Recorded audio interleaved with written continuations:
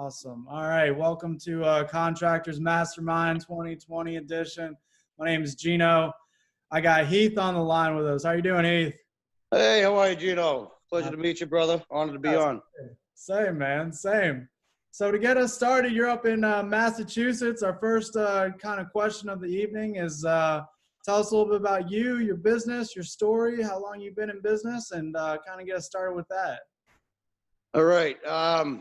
Heath Wombolt. I'm originally from Mansfield in North Attleboro, Massachusetts. Currently reside in Rentham, Mass. About a mile and a half, 2 miles from Gillette Stadium. Nice. Just for a location, there's where the Patriots play. Yeah. There you go. Hey, man, my dad was from New England. I'm a Patriots fan too, so. Excellent. Yeah. Excellent. So my company first started out as HW Carpentry. I've been a lifelong tradesman. Started at 7, 8 years old in the family. Mm-hmm. It's always been a passion of mine. Went to a vocational school for HVAC, knowing I was going to be a carpenter. The teacher sold me on the HVAC program simply because HVAC's a field. You're going to learn a little electrical, mechanical, plumbing, all aspects round into that one trade. So I took 3 years of training at Tri-County Regional Vocational Technical High School in Franklin. Yeah. Ended up being a high school dropout with 3 months left to go. Okay. Went right into the trade. I was skipping school to go to work anyway. Just a natural tradesman. So yeah, I got married, started a business in 08, 09. Overnight, the economy tanked. I actually did very well. And then some personal stuff happened. Alcoholism, cocaine addiction. I did really well. Mm-hmm. Didn't know how to maintain. And now 7 years out from that, I am back in business, fully reestablished under all family construction. Yeah. And just basically doing it right.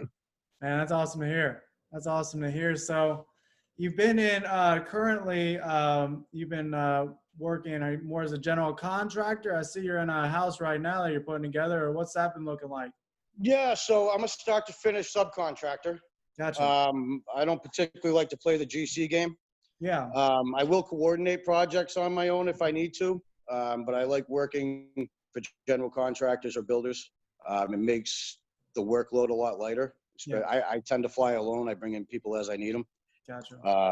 I just found that, in today's climate, one of the things, I don't know which direction you really want to lead this to, what I'm really passionate about lately is trying to get more people to have the passion to be a tradesman. Yeah. Doesn't matter what trade or what it is you want to do, what trade or service industry you want to go into. But over the years, I knew I was never going to be a college guy. Yeah. I'm a tradesman through and through. Nothing to knock college, but there are people that belong there and people that don't. Yeah. There's a lot of people, I believe, wasted a lot of money, a lot of their time and energy going and pursuing a further education that really should have just picked up a hammer, a saw, or something like that and really built a life or a future for themselves, their family, without incurring a huge cost of debt and then not really being able to get a job after. Right. Or getting a job with somebody like me at a minimum wage and then learning in your 20s instead of your teenage years. Yeah. I became a substitute teacher at the same school I dropped out of at Tri-County a few years back to try to see what's going on with the younger generation. Right. Firsthand, I kept hearing from all these tradesmen that, this, quote unquote, the millennial generation, the snowflake generation, this and that, yada, yada. I started substitute teaching. I found out it's really a crock of bullshit. I pulled up to Tri-County my first morning to substitute teach, and I saw a bunch of jacked up custom trucks and cars and kids getting their hands dirty to do this stuff at a trade school. One kid at that trade school, amazing, a remote control Ford Ranger. Wow. There's a video of him sitting outside a full-size Ford Ranger, controlling it with a remote control as a high school student. Wow. Right. So I found out that's a bunch of bullshit. But what happens in our schooling nowadays is they push college so hard that children believe that's their only path. That's their only avenue to a good life. Now, when I went to Tri-County, they gave us a sheet of paper that said, what trades we're going to be averaging in 10 to 20 years. Right. a carpenter was going to be earning six figures. I looked at it and said, no fucking way. You know what I mean? At that time, I was 17, 18. I'd been, around carpentry since I was 7, 8, so 10 years, going, there's no way we're going to be making six figures. I won't entertain job offers now unless there's six figures in my envelope. Right. You know what I mean? I'm a high school dropout. Yeah. I had one company offer me 75, 80 with a truck and a great package, and I turned it down, and they asked why. And I said, because I'm making 100 as a subcontractor off of you. You know what I mean? After everything else, if I'm making 100, why wouldn't I take anything less than 100 from you? Yeah. So it was crazy to see like what they had told and what they predicted actually came to fruition. You can make a great life in the trades, and you don't have to incur a lot of debt and go to school. Yeah, I agree with you 100%. I went to college at a community college my freshman year. And man, I fell in love with, you can't teach what I'm trying, you can't teach what we do. And like I worked in carpentry. I did all kinds of stuff. My dad was a general contractor. He started, he built houses, spec homes in Virginia. And, I'm taking it a different direction to this point, but I was hammering nails. I was doing the whole thing. I was at the time, and I was working with them doing relief work after Hurricane Katrina. That was wild. Fun. Yeah, man. I love being on the roofs. Then I stopped. Then I didn't love being on the roofs anymore. I'll tell you that. Yeah, I'm gonna start this roof next week. So on this particular job, on this particular project, I have everything from frame to finish. Yeah. The demo work. So I took basically an 800 or 900 square foot ranch, and I blew it up into a 2,000 square foot ranch. Took the 5 pitch off of it, put an 11 pitch on it. I just signed, sealed the finished contract today on this project. Right. So I'll be back to do all the finished trim work and some custom built-ins and stuff. Yeah. I typically work alone. I've done 80 to 90% of this project alone since the beginning of March. March 1st, I think I started this. So 2 months in, I'm all framed up, finishing the interior now. Plumber starts on Monday inside, and I'm going outside. Yeah. So I got one gentleman, highly impressed with him. Gentleman, Ryan Aker, went to URI. He's from down in New Jersey. Came over, 22-year-old young gentleman, just finished school yesterday, wrote his last paper. Nice. I actually haven't put up strapping yet. He was actually doing strapping over here when I asked him to take a break. Yeah. But he's done all my fire blocking, all my strapping. I've taught him the framing square and the speed square. He picked right up on it. I mean, I'm not surprised. He graduated neuroscience, so he's a smart kid. Right. Sounds like. All right, yeah. So I had to apologize to him, though, because, and that's what a lot of people don't understand, because your parents aren't even telling you, like, hey, why don't you go down to the local trade crew, Right. plumber, electrical, just go tell them you want a day's worth of work, and whatever they give you is good. Yeah. You fall in love with stuff like this. This gentleman's got the bug, 22 years old. His father's in the union down New Jersey. He did some Habitat for Humanity volunteering, doing some siding and stuff like that. Yeah. Came over, shook my hand. I told him, hey, if you ever want a day or whatever. And then he fell in love with it. He loves surfing. He's been coming here instead of going surfing. And he goes to me one day, he's like, hey, I was going to go surfing. I should tell you something. I'm like, yeah. Tells me you got the bug and I have to apologize to your parents. All that money wasted at URI and you're going to be a carpenter. Right. Yeah. So, for real. Yeah, but it's cool. It's, I made a video once of fidget spinners. I got so aggravated. This thing of fidget spinners and ADD and ADHD and all this baloney. I don't know if we can swear on this. It's kind of bitchy. I apologize. You do whatever you need to do, man. Right. So, the video went something like, these fucking fidget spinners. I'm sick of hearing about fucking fidget spinners. You want fidget spinners? Put your kid in a trade. I got skill saws, nail guns, chop saws, sawzalls. I got fidget spinners of all shapes and sizes to keep you occupied. And you'll make money and you'll make a life. You can, it's just a beautiful thing. I'm so passionate about it. All these trades are great lives. I got into tree work after my divorce. Yeah. The alcohol, cocaine addiction led me into a divorce. I rekindled my friendship with my wife, my ex-wife, whatever, former spouse, whatever. Yeah. I try to keep, she's always going to be my wife, so I try to keep it that way. But yeah, it's, it drove me up to tree work. I worked for a great company to rebuild my life, Tree Tech. Spent 2 seasons over there. Went from making whatever number I put on a job to $15 an hour. Really humbled myself. Yeah. Rebuilt there over a couple of years, didn't swing my hammer for 3 years, and then I got back at it. Yeah. It's crazy. The life that you can build out of just having fun. Yeah. You know, my former spouse told me one day, and it went up me the wrong way when she said it when we were married. All you do is go to work and hang out with your buddies all day. And it didn't click to me until I was in a tree check truck, divorced, trying to rebuild. And I started giggling in the truck, and my buddies go, "What's going on? Why are you laughing?" I said, "It just clicked. She's right. Right. It's all perspective. I go to work every day and I hang out with my buddies. It's awesome. I'm building a fort with guys I like to hang out with. It just happens to be a house. Hanging outside all day, whether it was tree work or this, it's, Yeah. you know, it's not a, get cattled up on a train or get cattled in your car and here's your route to your, you know what I mean? Here's your guide to your office, and now you're going to sit in your cubicle all day and you only talk to other people through your computer, your phone, or over the cubicle or at the water filter. Yeah. It's, you live your life. Your life is yours, you know? Yeah. Yeah. Man, so what's been we've talked a little bit about your story and where you're at. Like, what are some of the biggest challenges you had, like growing your business up to the point that you're at right now? Employees. People finding the right people with the right passion that want to learn and want to do things properly with pride. Yeah. I call my frames finished frame. You know, you hear a lot of guys talk about frame and they, 1/8 of an inch, 1/4 inch, whatever, nail it. No, sorry, it doesn't work.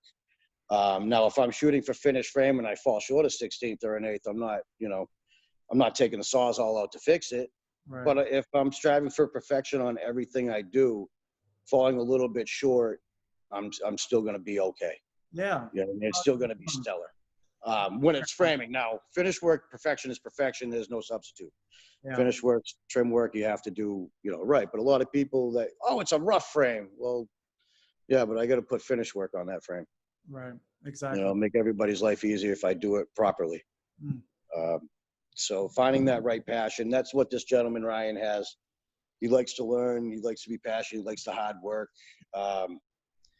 That's really it. I think society has just been so dumbed down to the trades from, tool time with Tim Allen. I like to listen to Mike Rowe because he's passionate about the trades and get people working and into the trades. You hear about all these, these immigrants are taking all our jobs and this and that, and they're not. There's still a 700,000 person gap. Right. That you need to fill. There's open slots, Now with the COVID going on, I'm blessed and fortunate to be tied into this project. I know some other guys in the union that were laid off, but most of us are still motoring through, fortunately. I think it affects us later on. Once over the next 3 months, I think after 3 or 4 months, we're all going to get slow. I think it's going to be a bad winter for the trades. Typically, the year after an election is a slower year for us anyway. Election year, everybody tries to maintain order. Right. Except for this year. I mean, who knows what's really going on. Yeah, this year has been weird. This year has been weird. Trying not to wear a mask. I don't want to kill my immune system by weakening it by putting a mask on. Right. But at the same time, you try to maintain distance from people. I've been, I have every other weekend visits with my children. I've cut back on that to just visit them for a few hours here and there, making sure I have a 2-week rotation on people that I meet or people that I have to bring into my circle. Yeah. And that's kind of how we're maintaining, at least within like the GC I'm working for right now. We've had the talk at the beginning of the COVID pandemic crisis, whatever they're calling it, where, what do we do? Well, I told them, get all the materials here, frame to roof, siding, everything, get it all dropped. If I have to, I can quarantine right on this site if they're really going to shut everybody down. Yeah, for real. I'm enclosed. I got a full basement down here. I got water, toilet, all that stuff. There's a grill outside to cook on. So that was the original plan. So I've had stock here for weeks. pulling up, staring at piles, going, shit. Right, right. When's that thing gonna disappear? You know, but the pile's disappearing. It's all up in the house now, so that's cool. Yeah. And then we talked about, you know, what are some common sense ways of dealing with this? Yeah. You limit your interactions with new people. So you keep the same people in your circle that you have to see every day. You use the same gas stations, the same stores. You keep your same routine. If you have to bring in, like the plumber starting on Monday, so I know from Monday I have 2 weeks if I show any symptoms before I see my children. Yeah. You know, stuff like that. So we're trying to use our head as far as, you know, instead of shutting down, hunkering in place and being afraid of going outside and living a life, Yeah. how do you limit the hazard? That's how it comes. Make sure you're washing your hands, you know, making sure you're staying away from people if you have to. Yeah. But we also can't forget on the other end, in 4 or 5 more months, we got flu season coming in. Yeah. You know, and this time here, our body starts building immunity to the flu by interaction with each other, Right. getting those little bits of germs throughout the year to hopefully you don't get the flu. Your body builds the antibodies. Yeah. But yeah, it's scary. We're fortunate. We're still moving. And we'll see what happens in the next few months. What would you have done if you could go back 6 months to prepare for now? Do you think there's anything you could have done? I really don't think there's like 6 months ago knew that COVID was coming down the pipeline. Like, I mean, hindsight's 2020, but it's like, man. Exactly what happened. I saw, you know, having a job that is an essential is a great thing to have. You know, I don't get why people, well, this person makes more sitting on their couch and da-da-da. Well, that doesn't matter. That person probably makes more when he's not sitting on his couch, you know, and putting yourself in that negative mindset doesn't help you at all. Yeah. I feel truly blessed and fortunate that I can go to work and that I'm not sitting on a couch collecting. It keeps your mind healthy, your body healthy, and you're not sitting in fear. That just eats everything apart. Eats your mind apart, eats your body apart. It's just no good for anybody. It's not healthy. It's going to decrease your immune system, and then you will get sick. So if I could go back 6 months and I'd really, it worked out good. I would do the same thing, try to have a nice big project planned out where I know there's consistency. I don't have to see a lot of people. Lumber gets dropped off. Right. I don't have to go to Home Depot or the lumberyard or anything. Yeah, that worked out pretty good. Yeah. You know, I definitely want to change a thing. I haven't skipped a beat.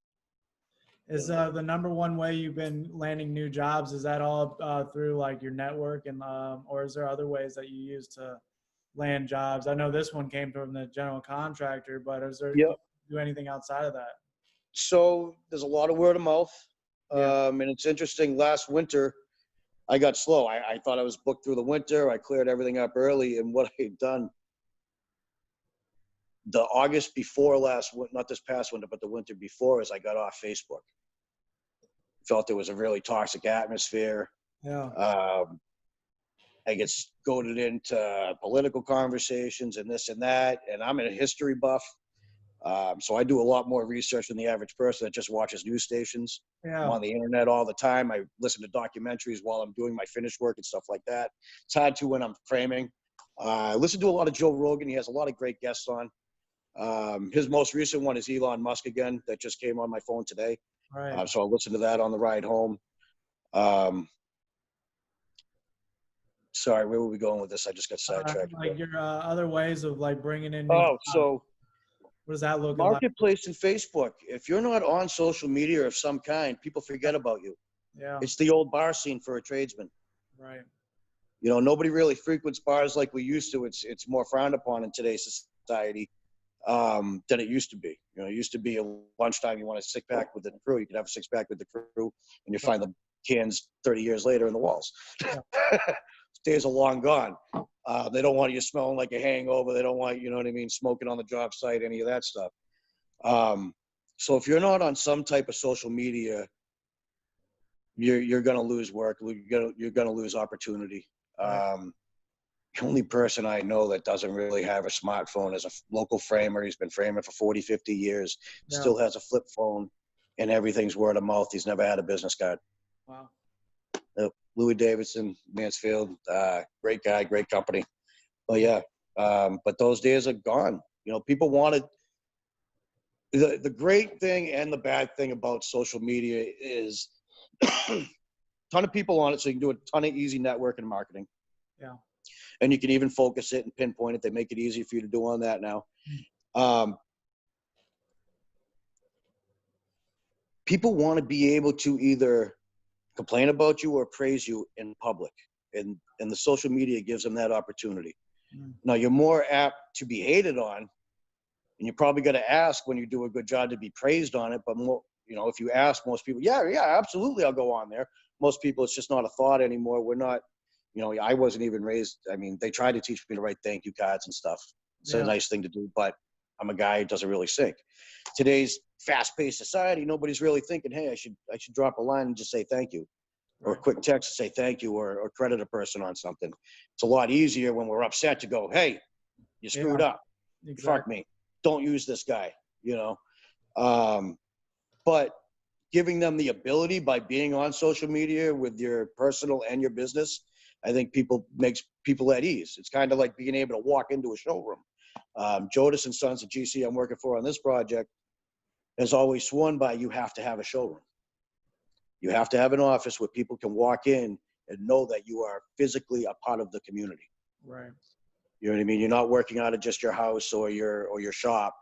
They actually have a physical office they can walk into, have their meeting, design consultations and all that stuff. And it gives people peace of mind. I think social media doesn't bring it to quite that extreme, but it gets it there. Yeah. You know, so I think it's an extremely important thing to have for any business. Now I keep mine at a minimal. I got the Instagram and the Facebook. Yeah. Yeah. So yeah, that's, you know, I lost work that winter due to the fact that Marketplace and Facebook was filling in those little times where I wasn't, you know, producing that network or marketing myself. Gotcha. So what is your plans? You know, we have all this stuff with COVID going on right now, but what are some like benchmarks moving forward, like 6 month, year, 1 to 5 years? Like what are some of your aspirations in terms of you and your business, short term and long term? All right, short term, keep it functional, keep it simple, keep coming every day, keep it a day at a time for the short term, making sure I accomplish my daily little precedents that I set for myself. Right. Because those short-term daily goals are going to lead to my big goals. Yeah. Now you got to work back from your big goals to know what your yearly, your weekly, your monthly, and all that stuff goals are. So working off of my big goals, so all family construction, I want to turn into a full property management solution company. I want to be the person that you call for everything, from your landscaping to your painter to whatever you need on your house. When you go to sell your house, I have a folder for everything. I lay it out in packages as far as like your lawn costs this. You know, you need your house power washed once a year, so monthly packages for a monthly payment. You know, for $300 a month, you're going to get X, Y, Z, and P or whatever. Right. For $100 a month, you get this. You know, for $50 a month, it's just a guy coming to mow your lawn. But at the end of it, now, if you want an addition, you come see me also, and I get that in order for you. So a full service property maintenance company where we do everything for your home. And when you go to sell your house, we give you the folder. This is all the work that's been done since you've owned your house. Gotcha. You know, and then after that, once I build equity capital or bring money partners in, actually physically owning the properties. Starting out with the low income guaranteed state checks in the poverty cities. Right. Around here would be Central Falls, Fall River, New Bedford, you know, your less to do cities, not really your Boston or your Providence, because those are more money for your tenement homes. Where you get your multifamilies, you set it up with Section 8 is what we call it in Massachusetts anyway, where they're simple to maintain. If you get shitty tenants that wreck the place, it's simple to flip it back over. You take a week and you put new cabinets, new floors, new paint, whatever. and you get them back in. You take the equity from those, and then you start buying homes. Yeah. The millennial market, 7.2 trillion people. I mean, what's the percentage of them that actually going to want to physically own a home and maintain their home? Yeah, exactly. And that's the avenue that I'm trying to branch towards, is marketing to that market, because that's where my children, if they so choose to take over my business, are going to be marketing towards anyway. Right. Now, if they don't want to mow their grass, they don't. If you know, they're a mobile generation. They like to be able to get up and go. Yeah. They like freedom of choice, whether it's a job, whether it's a house, whether it's, whatever. They want to be able to jump. Hey, this is that quick fix generation. Even I have it. Like, I like that quick fix, like that quick feel good. Hey, if moving over here is going to make me feel good, I don't want to own it. I have the money to own it, but hey, I want to live in Boston. I want to move to Philadelphia. I don't want to have to go through the process of selling my home, but I want to live in a nice home. Exactly. We own the home. You rent it off us. We have it fully furnished. And then when you move, we just rent it to the next person. Right. But fully furnished, everything's done for you, landscape and everything else. We even hire your cleaner, so we know they're vetted. So when I say everything, I mean everything to design to cater to that generation who's the next big numbers coming up. Right. Exactly. For the market. It's a huge market. It's awesome. All right, last question. This is my favorite one. All right. Any thoughts, comments, rude remarks, whatever you want to throw out there that we haven't talked about yet to kind of wrap this thing up here? Oh man. Well, you already touched base on you about starting a podcast of my own. Yeah. I think it's a great thing that you're doing, and that other people are doing the podcast route. Rude remarks, I would say, don't look for a cheap contractor. Don't ask for a cheap contractor. It's rude. Hey, anybody have somebody affordable? Anybody have somebody cheap? Anybody have somebody? It's fucking rude. Stop it. I want a good guy. I'm willing to pay what his cost is. Right. You know what I mean? I want a good company. I'm willing to pay that cost. Yeah. A good company knows their value, and you're going to get it. So that would probably be my rude thing towards homeowners. Stop asking for deals and all that stuff. We know what we have to charge to operate correctly. I think a lot of people look at us in the trades, especially somebody like me. I'm not fly by night. I've been in business since 2008. I took a 3-year hiatus to go do tree work, but that's 12 years. First time I touched base on a business was when I was 19, 20 years old. We have overhead. We have expenses. We're trying to operate and earn the same things on our own that most of your businesses afford you to have as an employee. Right. Most people don't know about company overhead and how it really works. Yeah. How the breakdown of actual workable hours in a year breaks down. How you got to break down all your overhead down to the thumbtack and the cork board with the calendar to be able to pay for that in your hourly rate. My hourly rate breaks down to a minimum of $69 an hour, taking into account my personal expenses that I have to make and my business expenses and that overhead. Right.